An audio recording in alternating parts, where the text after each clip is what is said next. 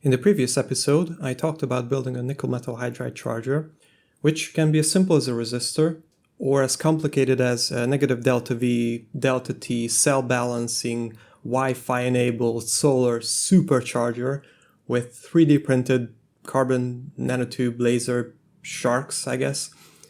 I wanted something in between, not too complicated, not too simple, like a microcontroller-based intelligent charger with a switch mode constant current generator and current and voltage sensing. Now, this took some research and some more research, actually a ridiculous amount of research and experimentation. It probably would have been easier and cheaper to hire an electrical engineer who actually knows what they're doing, or buy a ready-made 12-volt UPS because they are available on the market. But, you know, it's okay to experiment with one simple circuit for a month, failure after failure. It's fun. It's fun. What? Who said that? I'm not crazy. You're crazy.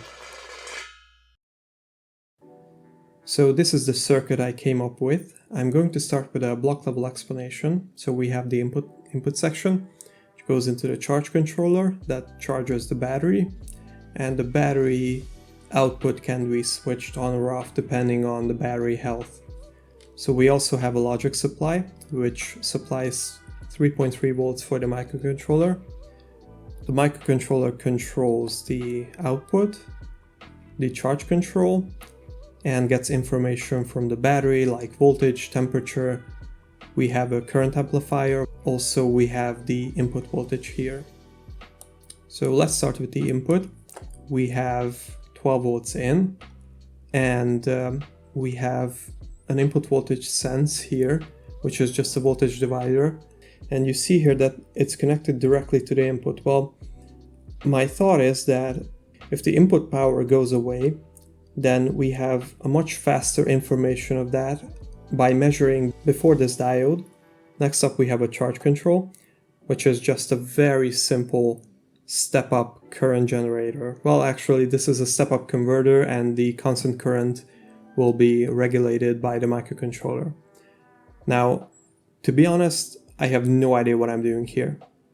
The efficiency is probably going to be garbage, and I have no idea how to calculate the inductor and capacitor values, so we'll see. I'll just have to experiment some. So we have the battery input and the battery temperature input.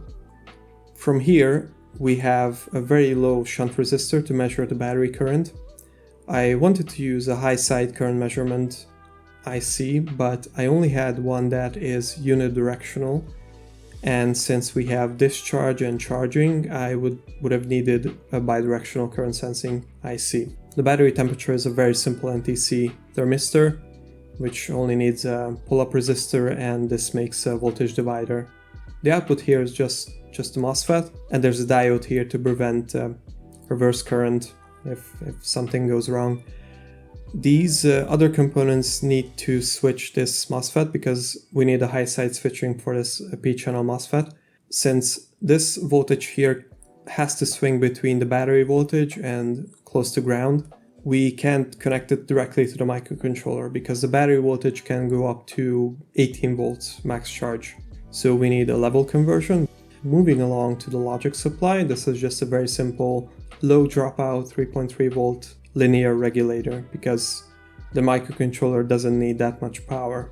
We have a current sensing amplifier which gets its input from this shunt resistor, and it multiplies that voltage by 15 because the microcontroller cannot really read low voltages accurately, or maybe at all.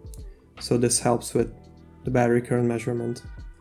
And we have the microcontroller, the brain of this charging circuit. I chose this ATmega48 just because I had one, and I'm familiar with Atmel, or more accurately microchip AVR microcontrollers. It has sufficient number of I/O ports, ADC, and a fast PWM for the charging circuit. I will build it initially on a perf board. So I designed a perf board circuit for this, Usually when I'm designing for a perf board, I like to use a double side layout where the upper side contains the through-hole components, the lower side contains SMD components, and we have the top layer going in one direction. In this case, the top layer is the red and it goes in the vertical direction, and the bottom layer, which is the blue, goes in the horizontal direction. So this maximizes the traces that can be used and minimizes collisions between traces. Unfortunately, this is as far as I got. Building this circuit will have to be in the next video. So thanks for watching, bye!